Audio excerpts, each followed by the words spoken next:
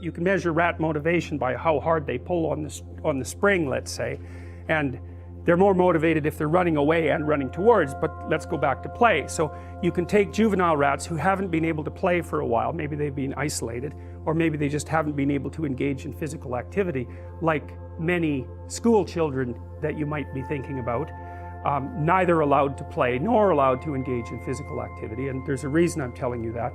So anyways, you get one of these little rats and you can measure how hard he'll pull to go out and play, or how many buttons he'll push, you know, and that gives you an indication of his motivation. So anyways, you can see that a play-deprived juvenile rat will fight harder to play than a non-play-deprived juvenile rat, and so you can infer that the rat wants to go play.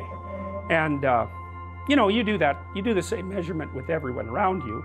If they want to do something, you're going to poke and prod at them to see what sort of things they're willing to overcome in order to go and do that. You'll object even if you don't really object. It's like, it's a measurement device. And if they're willing to overcome a bunch of your objections, then you think, oh well, maybe they really want to. And that's another thing to really know.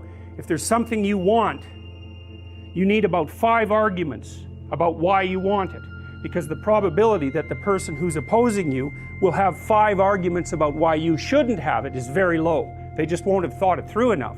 So the other thing that happens in the future authoring exercise is that you're asked to articulate the reasons for all the goals that come out of your vision of the future. So you're asked, like, why would it be good for you? Why would it be good for your family? Why would it be good for broader society? So that gives you 3 levels of argumentation right there. And if you have it articulated down into detail and it's related to other important goals, then you're a hell of a thing to argue with, because people just aren't that deep, by which I mean they just don't have that many levels of explanation or objection. And it's also really useful in relationship to your own mind, because if you want to do something that's difficult and that requires energy, a lot of different subsystems in your mind are going to throw up objections. It's like, well, maybe that isn't what you should be doing right now. Maybe you should be doing the dishes, or vacuuming, or watching TV, or looking at YouTube. Or if you're really sneaky, when you're trying to do something hard, what your brain does is give you something else hard to do that's not quite as hard, so that you can feel justified in not doing the thing you're supposed to because you're doing something else useful. And if you give in to that temptation, which you often will, then it wins, and because it wins, it gets a little dopamine kick and it grows stronger. Anything you let win, the internal argument, grows, and anything you let be defeated shrinks, because it's punished. It doesn't get to have its way.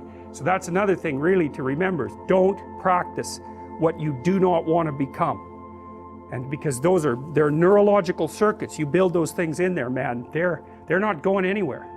You can build another little machine to inhibit them. That's the best you can do. Once they're in there, you can't get them out. So, and then the ones you build to inhibit can be taken out by stress, and the old habits will come back up. So you got to be careful what you say and what you do, because you build yourself that way.